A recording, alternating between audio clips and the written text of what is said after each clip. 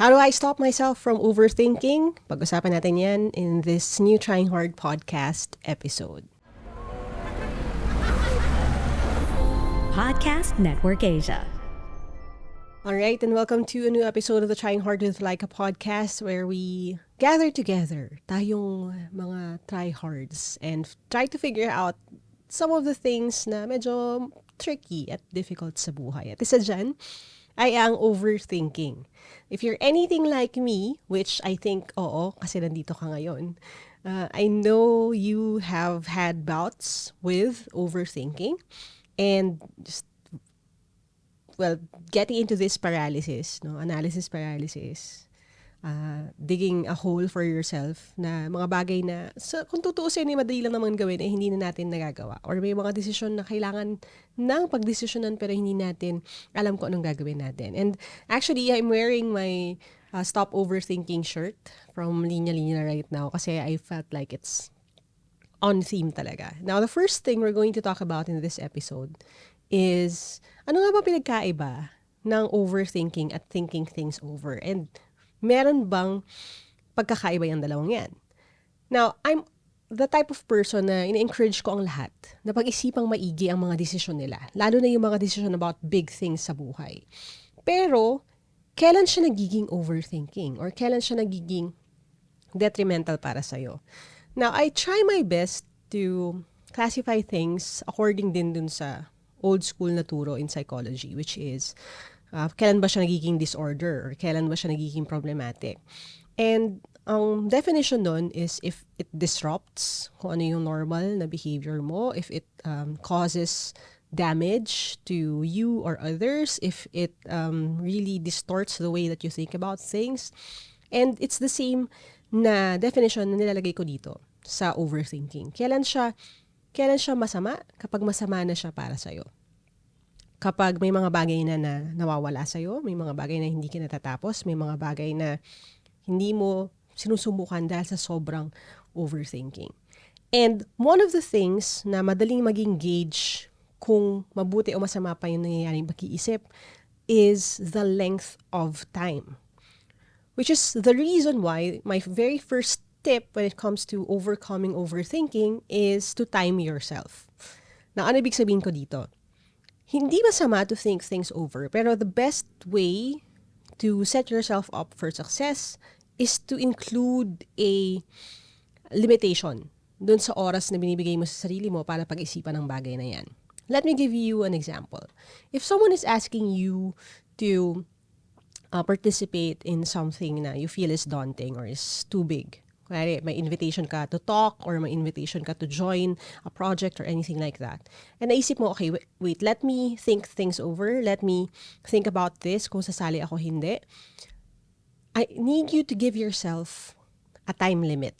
Okay? Time yourself. Ano ibig sabihin nun? Let me get back to you in 2 days or in 3 days. That way, maximum mo talagang binibigay sa sarili mo para pag-isipan itong desisyon na to ay hanggang 2 or 3 days lang. Or kung sasabihin mo bukas, di ba? Importante doon, meron ka lang 24 hours to make up your mind. Now, why is this important? Kasi usually, when you leave things hanging, tayong mga overthinkers or tayong mga gusto to do well sa mundong ito, hindi mauubos yung oras na kakainin yan for us. And I know this, my team knows this about me. Kaya usually sinasabi lang nila sa akin na, okay, you have until tomorrow to make up your mind. If hindi ka sure, big sabihin nun, it's a no. And it actually works for me. Especially for things na yung medyo on the fence tayo about. Kung mahirap yung desisyon, kung hindi siya yung tinatawag nilang hell yes, di ba? Kung hindi siya yung sure na sure kang gagawin mo or talagang hindi ka patutulugin kasi kailangan mong gawin, then probably the answer is no. Wala ka lang enough na courage to say it up front. So again, the first thing or first tip na nakakatulong sa akin, na sana makatulong din sa inyo when it comes to overcoming overthinking is to time yourself. Time yourself na, okay, by this time dapat tapos na to. By this time, okay na siya. By this time, it's either I say yes or no. Now, doon sa time yourself, may aspect din siya na ganito kasi hindi naman lahat about decisions, no? Pero, what you could do to time yourself then is to allow yourself to overthink pero for a fixed period of time. For example, in making this podcast episode, actually recording this ng gabi na. Kasi medyo in-overthink ko rin siya, di ba? In-overthink ko yung podcast about overthinking. But what I did was, I gave myself 10 minutes. 10 minutes lang to overthink it. Tapos sabi ko sa sarili ko, I'll press record whether I like it or not, or whether I feel like I'm ready or not. Now, dahil meron lang akong 10 minutes na yon para pagbigyan yung sarili ko sa pag-overthink ng mga bagay-bagay. And I set this very specific din na start time pagdating sa pag-record ng episode. Here I am making this episode for you. So again, time yourself. Para malimitahan yung pag-iisip natin. Kasi kung hindi ka titigil. At least yun yung experience ko. Now, second tip when it comes to overcoming overthinking is to talk it over. Lahat to will start with a T para madaling tandaan. Again, the goal here is to think things over without overthinking. And one of the best ways for you to really sift through ano ba yung mga thoughts na totoo o hindi is to talk things over. Not just with yourself, no, but with other people kung available naman sila. Ano ibig sabihin nito? Sometimes when we overthink things, ang nangyayari kasi sa totoo lang is nai-invade yung thoughts natin ng negative thoughts na hindi naman dapat nandun. For example, kung meron akong speaking engagement, overthink ko yung mga bagay-bagay kasi doon papapasok yung mga thoughts like, nako, kailangan kong galingan kasi pag hindi ko ginalingan, hindi na nila ako i-invite uli. O kaya, nako, baka sabihin nila, talagang sa TikTok lang yan magaling or sa TikTok lang yan nagsasalita pero pagdating sa personal, hindi pala siya marunong, ganun. Or, nako, may expectations sila sa akin, dapat na-meet ko yung expectations na yan. All of these things, and I know some of them are irrational, some of them usually are just dark thoughts, na incompetent ka, unworthy ka, all of these things are just thoughts, are just here in your head. And when you talk to someone about it, ang nangyayari is usually nagising ka sa katotohanan. So, usually I would talk to Zandy. Parang, naku baka ina-expect nila na perfect ako, paano pag nag-stutter ako? And then she would tell me, ano ba, di ba honest ka naman about you having a stutter or you having trouble with social situations? So, kilala ka nila, so they're expecting you to just be you. And because I was able to talk it over with her, na mabawasan yung overthinking ko. Now, paano kung wala kang other person to talk to? Can you do it to yourself? Oh, totoo rin, pwede rin yun. Kasi ang positive self-talk can also help. So, when I have these thoughts, then, again, kung busy si Zandy or nahihiya rin ako mang-abala lagi, di ba? Ang ginagawa ko would be, I would talk to myself na parang, okay, etong thought na to, sa akin ba to? Tama ba to? O kaya, i-reconcile natin tong steps nitong mga bagay na hindi ko pa ginagawa. Ano ba yung mga kailangan natin gawin? Ano ba yung totoong dahilan kung bakit na-feel ko itong mga bagay na to. Irrational ba talaga siya? Ano ba? Himayin ko nga itong pag-overthink na to. Ano yung mga iniisip ko? And actually, sometimes it helps if you write them down. Like when you're overthinking, tapos sumasakit na yung ulo mo, isulat mo siya, i-journal mo siya, write it down, tapos doon na magsisimula na umangat yung mga dahilan kung bakit ganito yung iniisip mo or bakit nag-hesitate ka. Pwede kang gumawa ng pros and cons na column. Pwede kang gumawa ng just thought, yung free thought lang, sulat mo lang lahat ng iniisip mo. Tapos doon nalalabas or magsisimula lumabas yung root cause kadalasan ng kung bakit paralyzed ka, kung bakit hindi ka makapag-decide. And a lot of times when you talk things over, doon din natin nakikita na okay, ito pala yung totoong dahilan na ayaw kong harapin kanina or nawala pa akong words kanina. Pero now I know na kung bakit ganito. Now, we have 3 more tips, but before we do that, let's just take a quick little break, okay? Hi, and welcome to the Trying Hard podcast, powered by Podmetrics and Podcast Network Asia. Has anyone ever called you a try-hard? Natawag ka na bang trying hard before? Is trying hard a bad thing or a good thing? Let's talk about that here in the Trying Hard podcast with me, Lyqa Maravilla. I'm a registered psychometrician, a trying hard edge creator, motivational speaker, and author, and we'll talk about what it means to try hard, how we can encourage more people to dream big and work hard to achieve those dreams, and share stories with fellow tryhards from all walks of life. It's time to shatter the myth that being great is something you're either born with or hindi. Hindi lang para sa mga pinanganak na matalino o magaling ang success sa buhay. Ideas work with hard work. Hindi enough na may pangarap lang. Dapat samahan natin ang pagsisikap. So, if you're tired of feeling sorry for yourself dahil di ka kasing galing ng iba, or if you feel unfulfilled and a little bit guilty skating by through life without making an effort at ayaw mo nang sayangin ang potential mo, baka time na for you to embrace the trying hard lifestyle. Welcome to this community where we believe that there's nothing wrong with trying hard. Mas nakakahiya nga to not try at all, di ba? All right, now we're back. So again, no, how do you keep yourself from overthinking? Time yourself or give yourself ample amount of time pero hanggang dun lang. Hard limit tayo sa time. Number 2, talk it over with others or with yourself.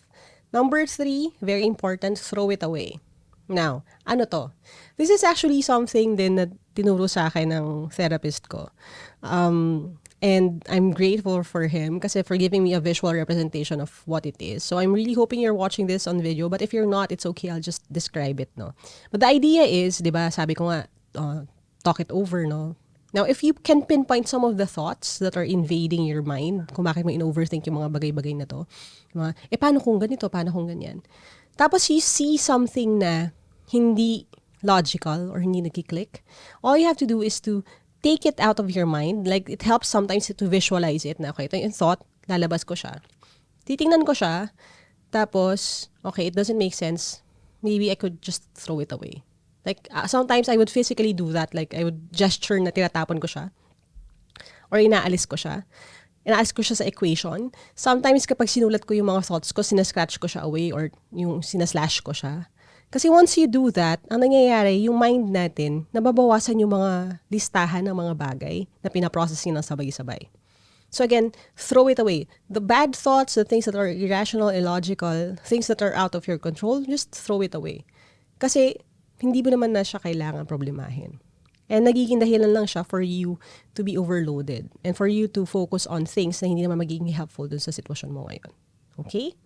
So, just throw it away. Now, tip number 4 is this. And ito, medyo aalis tayo ng konti. May konting movement required, which is this. Letter D din, ha? Tire yourself out. Ulitin ko yun. Tire yourself out.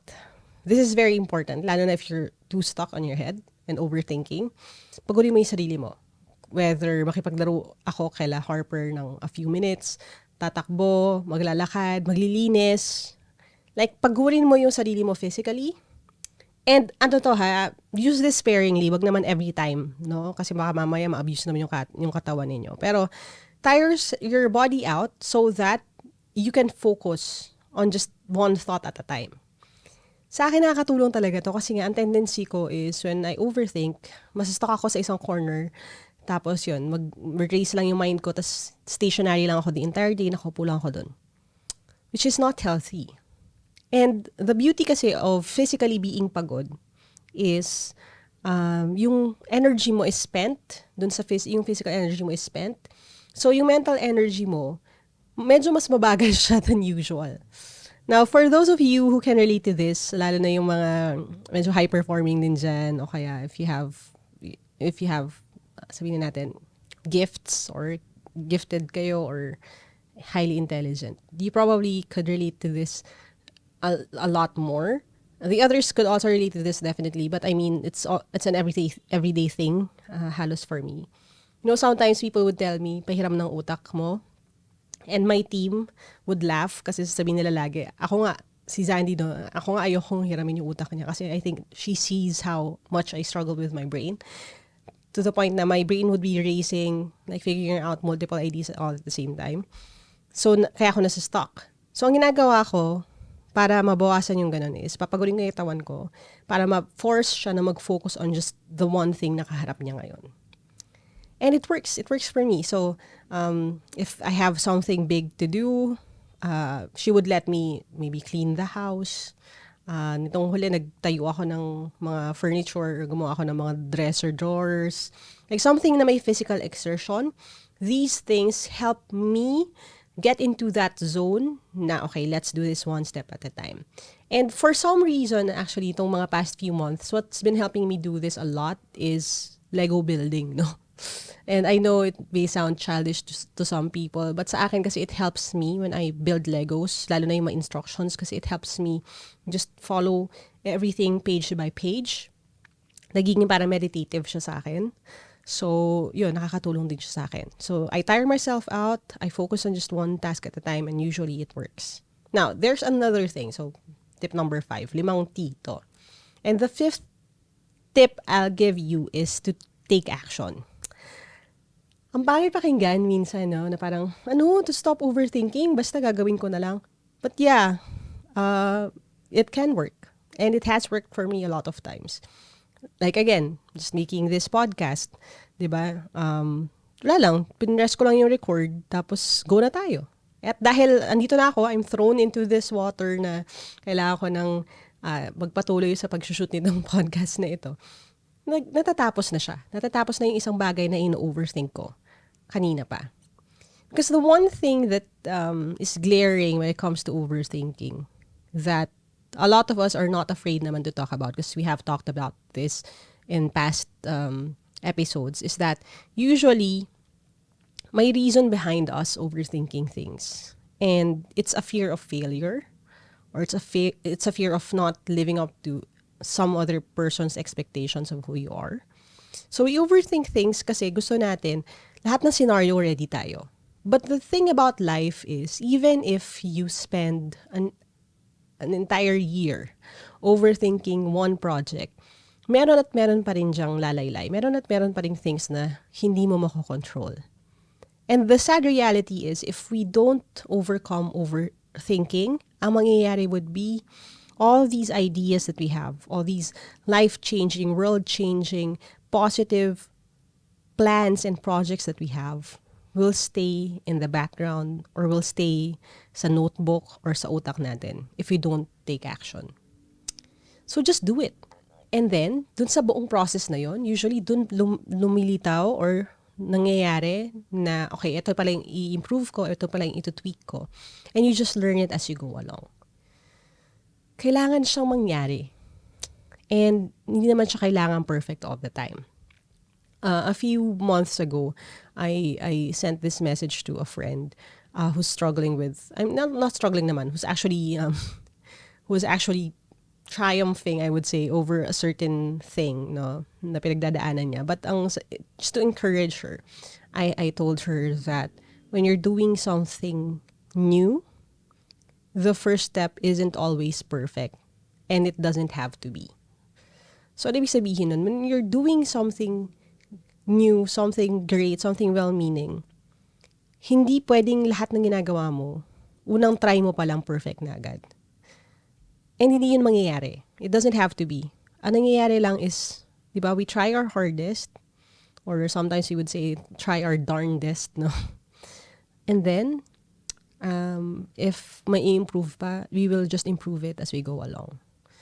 Huwag tayo laging natatrap dun sa idea na the first shot always needs to be perfect. And actually, I've been cooking up a lot of things behind the scenes for you that I will be able to talk about in actually a number of months pa. Please hang around. But I'm excited to share that journey with you too. And this, I feel, itong confidence ko in talking about this, or itong context to nitong mga payo ko sa inyo, came from that. So yeah, how do you stop overthinking? It's not easy, but these are just 5 things that you can try out.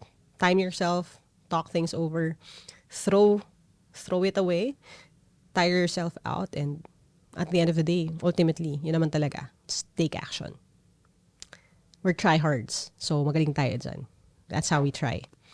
Now, we are on this road, no? I'm happy that we're getting a lot of support from Spotify right now. And we have new people joining us dito sa podcast. So if you're one of those people, go ahead and hit follow if you want more conversations like this. We will have more pa and more segments in the future. We're working on things pa. And I can't wait to be on this journey with you. So salamat sa inyo lahat who are still here. And as we always say sa podcast nito, diba? Dream big, work hard, start now. Let other people call you try hard, but don't let them stop you. Keep trying, guys.